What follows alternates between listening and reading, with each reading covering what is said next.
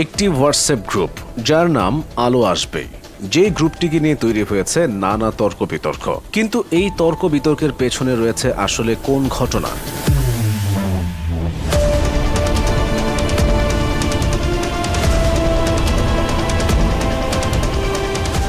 বলা হয়ে থাকে একজন শিল্পী হচ্ছেন শিল্পের স্রষ্টা। একজন শিল্পী তার মনের চেতনার মাধ্যমে শিল্পবোধ সৃষ্টি করে থাকেন। কিন্তু যাদের মন মানসিকতায় যখন থাকে মনুষ্যত্ব বিদ্বেষী নিষ্ঠুরতা, তাদের দ্বারা আদৌ কি কখনো শিল্পবোধ তৈরি করা সম্ভব? গত 5 আগস্ট সরকার পতনের পর বিভিন্ন মানুষের কথা সামনে আসছে তাদের ভূমিকার কথা। এত বড় একটা হত্যাযজ্ঞ চলাকালীন সময়ে কে কিভাবে অবস্থান গ্রহণ করেছিলেন সেটা এখন আলোচনার ব্যাপার।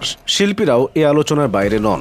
আমাদের দেশে যেসব শিল্পীরা রয়েছেন তাদের মধ্যে অনেকেই শক্ত অবস্থানে ছিলেন, কিন্তু ওই যে সব জায়গায় কিছু ব্যতিক্রম দেখা যায়, তেমনি শিল্পী গোষ্ঠীর মধ্যেও কিছুটা ব্যতিক্রম ছিল।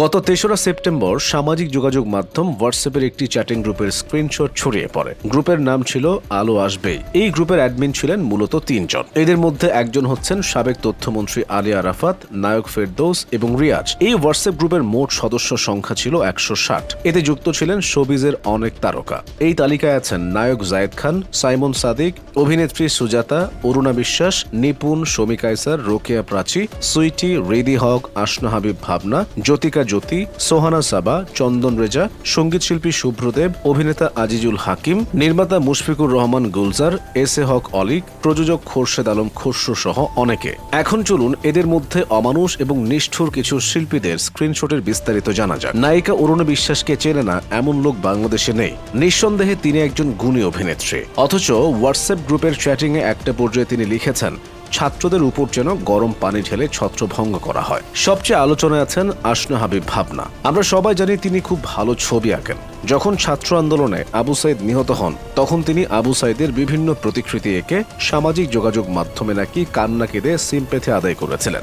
অপরদিকে এই গ্রুপেও তিনি সক্রিয় ছিলেন। হোয়াটসঅ্যাপ এই গ্রুপে তিনি লিখেছেন, কিশোরগঞ্জ থাকার কারণে তিনি এই মুহূর্তে অংশগ্রহণ করতে পারছেন না। মানসিকভাবে তিনি সরকারের পক্ষেই রয়েছেন। তার এই দ্বিমুখী স্বভাবের কারণে নেটিজেনদের কাছে একেবারে তুলোধনুর শিকার হয়েছেন। ফেসবুকে ছড়িয়ে পড়া কথোপকথনে অভিনেত্রী জ্যোতিকা জ্যোতিকে লিখতে দেখা গেছে, বঙ্গবন্ধু মেডিকেল কলেজ বিশ্ববিদ্যালয়ে আগুন, ফায়ার সার্ভিস ও গণমাধ্যমকে ঢুকতে দিচ্ছে না টোকাই জামাত শিবিরের মেধাবী আন্দোলনকারীরা। এদিকে আমাদের ডিগবাজি খ্যাত বিখ্যাত জায়েদ খান লিখেছেন, দেশের বাইরে থাকার কারণে তিনি সরকারের পক্ষে অবস্থান কর্মসূচিতে অংশগ্রহণ করতে পারছেন না। এজন্য তাকে মন খারাপ করতেও দেখা গেছে।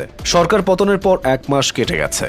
অনেক শিল্পীরাই তাদের এই হোয়াটসঅ্যাপ গ্রুপে যুক্ত হওয়ার কারণে ক্ষমাও চেয়েছেন। যেমন অভিনেতা সাইমন লিখেছেন, হোয়াটসঅ্যাপ গ্রুপে তাকে জোর করে অ্যাড করা হয়েছে। শুধুমাত্র সিনিয়রদের চিন্তা করে তিনি সেখান থেকে লিভ নেননি। এজন্য ছাত্র জনতার কাছে ক্ষমা চেয়েছেন তিনি। এই পৃথিবীতে প্রতিটি মুদ্রারই এপিঠ ওপিঠ দুটোই রয়েছে।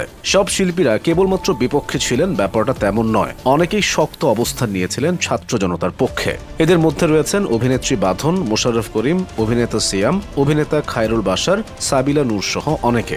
আন্দোলনের অবস্থায় তাদেরকে রাস্তায় জনগণ দেখেছে। তবে যাই হোক, যে কোনো ঘটনার প্রেক্ষিতে পক্ষ এবং বিপক্ষ দুটি দল তৈরি হবে, এটাই স্বাভাবিক ঘটনা। কিন্তু প্রশ্নটি হচ্ছে, কোথায় হারিয়ে গেছে আমাদের নীতি নৈতিকতা বোধ?